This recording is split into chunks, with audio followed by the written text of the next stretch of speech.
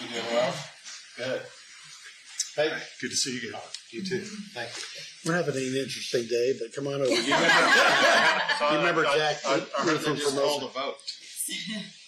Good to see you again. Yeah, well, we just voted, so You've already voted? yeah, we already voted. All right. 16 to Good to 10. see you. We're proceeding. Thank you. Okay. Good to see you. You too. You remember Ashley? Of course. Ashley, good to see you. Regent What's your name, sir? Mike Hernandez. There you go. Good to see you. And County Judge Zeller. Governor, good to see you. Thanks Good to so see much. you again. You got it.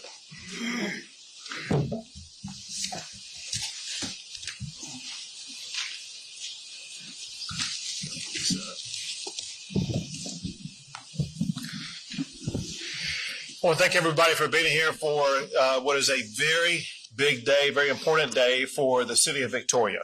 I want to thank Senator Coors, Representative Louderback. I want to thank so many of the what I call the stakeholders who are behind me. You got the mayor, the county judge. You have one of the Board of Regent members, Mike Hernandez, T. Michael O'Connor, Ashley Thomas, and the list goes on. People who have such a meaningful interest in the outcome of what happens in Victoria. And one thing that's important to happening in Victoria is to ensure that they have a first-class university in their city. Let me explain why. There's a new economic triangle in the state of Texas. The eastern part is Houston. The western part is San Antonio. The southern part is Corpus Christi. Right in the middle of that economic triangle is Victoria. Victoria currently and in the future is going to play such a pivotal economic role for our entire state. And it's going to benefit from everything that happens within the contours of that triangle. It is essential that we as a state work collaboratively with Victoria to ensure they're going to have the university system that will provide the well-trained and well-educated workforce that's going to be needed in the next decade, in the next century. And the bill that I'm about to sign is going to achieve that goal. The bill that I'm about to sign transfers the University of Houston Victoria to Texas A&M University and is going to be a game changer for the future of Victoria.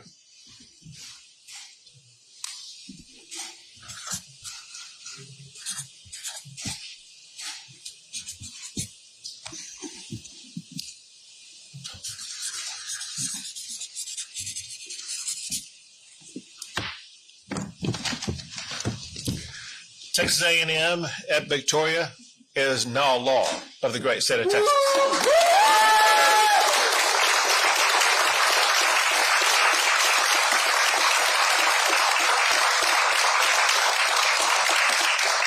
I want to thank Senator Coors for her tireless work in making sure this bill got to my desk.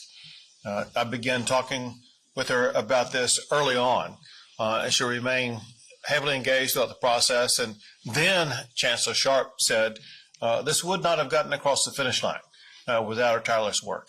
So, Senator, thank you very much, and let me turn Thank you so much, the mic Governor. over to you. Well, thank you, Governor, for your leadership in the great state of Texas.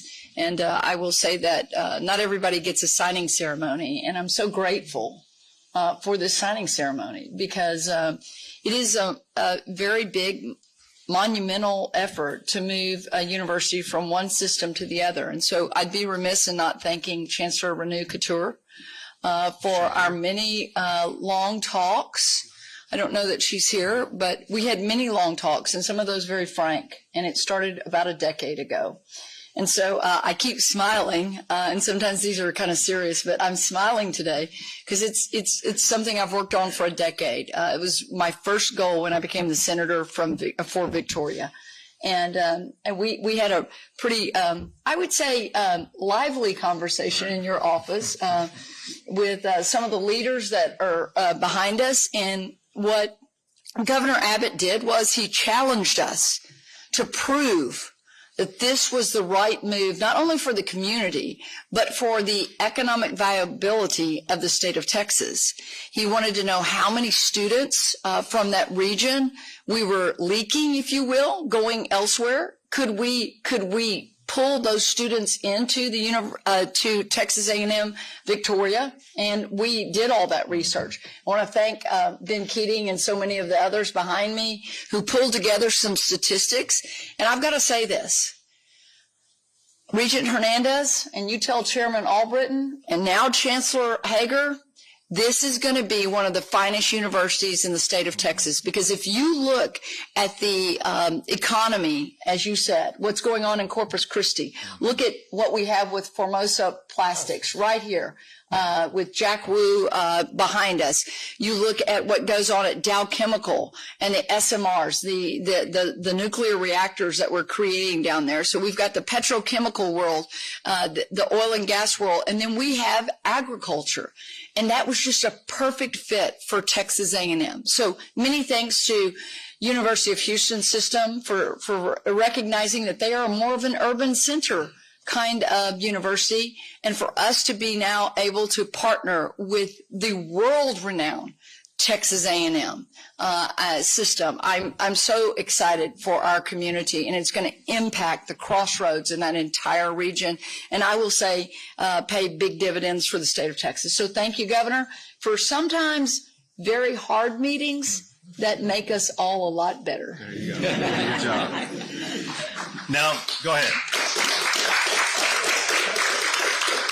Representative Lauterbach. Governor, it's a tremendous day on bringing Texas A&M Victoria to the Texas Gulf Coast. The representation, the culture, the values, all of these things combined to be a tremendous boost to the Texas Gulf Coast in so many ways, from economics to the education, from higher standard for our kids, the type of kids we're raising in the Gulf Coast today.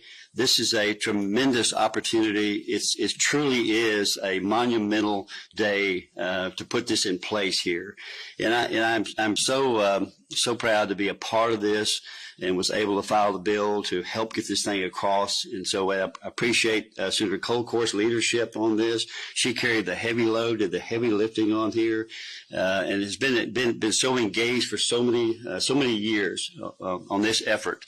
I appreciate the folks behind us today who were there right behind everybody, just making sure that this got across the finish line. And it truly is an honor, and I so look forward to the Texas Gulf Coast growing in so many ways because of this. And it's just a tremendous honor to be involved in this. Thank you very much. Thank you, ma'am. Governor, could I add something? Please. Representative Lauterbach is a freshman, and y'all heard me say I worked on this bill for a decade. He was a great partner, and I put a lot of pressure on you. I said, don't screw this one up. I can tell you what my staff who's here today, your staff working together, constant communication, you were a hard sell.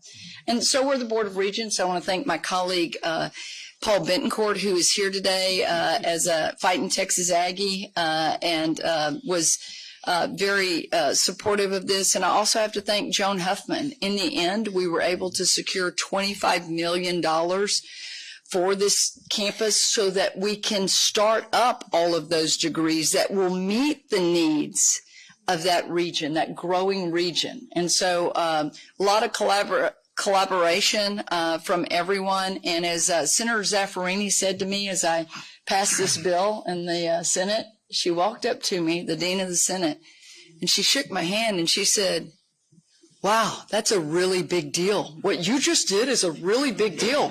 And it went smoothly, and there was no fighting. Congratulations. So, thank you very much, and thank you, Representative Lauterbach. Of course. I might add this in closing. There is something very special about this particular university component to the Texas A&M system. This is the 12th university in the A&M system. The number 12 means a whole lot to the A&M system. So congratulations once again to Texas A&M Victoria and most importantly, to the future, the very bright future of the city of Victoria and Victoria County. Do we have media here? Should we call on them, see if they want to ask any questions? All right, go for it. Governor, on redistricting, you are. Ah, we go right there. Republicans almost have these maps to the finish line. How quickly do you plan to use the time frame? How quickly you plan to sign these maps? Sure. Well, first of all, let me thank you for acting so quickly yourself and going right past on-topic questions and getting off topic. And so I will sign that legislation as quickly as you got off topic today.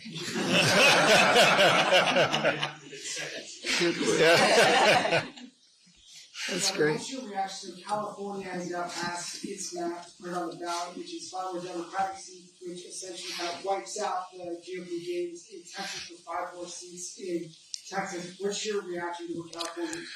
Well, first and foremost, California is a joke. Second, if you look at the polling numbers in California, 2/3 of the people of the state of California already do not support that. And that's before the advertising efforts that will come out that will really criticize Governor Newsom and what the Democrats are doing out there. So I think the probability of anything passing is very minimal. I think the legal challenges they're going to face will be far different than the legal challenges Texas will face. I know that the maps that we pass in the state of Texas are going to be fully constitutional. I know that they're going to be, and in order for California to draw the maps they want to draw, it is going to subject them to lawsuits that will have those maps overturned. I'll add this, however, and that is Republicans are not finished in the United States. I know that there are efforts underway as we speak right now, where there will be more than 5 additional Republican seats added from these other states across the country. And so all that California is going to do is fall behind. And then let me add these 2 last points. And that is, one, if a new census truly is done and done this year, that's going to change the game dramatically. Because the fact of the matter is California is losing people right and left. Texas and Florida and other Republican states are gaining people right and left. Just a new census alone that would allow us to do another redistricting would mean that Texas would be gaining 1 or 2 congressional seats that will be lost by California. And then on top of that, even if there's not a new census done now, and we know that in the next decade census, California will be losing more seats. New York will be losing more seats. Illinois will be losing more seats, and Texas will be adding more seats. Texas is on a trajectory where we're going to continue to add far more seats that will be Republican seats, and the blue states will be shedding their congressional districts as well as their electoral college votes. Does anyone have an on-topic question? If not, two more questions. Governor, can you just address the Democratic complaints about these maps concerning racial considerations and history of voting rights act? They're absurd, and they certainly have no validity in the law. For what gave rise to this in the first place was the Federal Court of Appeals ruling last year that said that coalition districts are not required. When the maps were drawn in 2021, they included coalition districts. And so we weren't required to adhere to that anymore. What is allowed by the United States Supreme Court is drawing maps for political reasons. And these were drawn for political reasons to ensure that Republicans would have greater representation in Congress. However, they were drawn for political reasons in ways that happen to coincide with what is happening in the state of Texas. What was happening that the Democrats refuse to acknowledge is the fact that Hispanics in Texas are voting Republican. And they are running away from the Democrat Party because the Democrats are for open border policies, therefore men and women's sports, therefore abandoning any pretense of public safety. They are against law enforcement. And so Hispanics as well as the African Americans as well as all Texans, they are supporting the policies that the Republican Party stands for. They're fleeing the policies the Democrats stand for. And so what we did, we ensured that the voters in these 5 new congressional districts would not be trapped by members of Congress who are hostile to their values and to their vote. Last question. Can we do a gig 'em? There we go.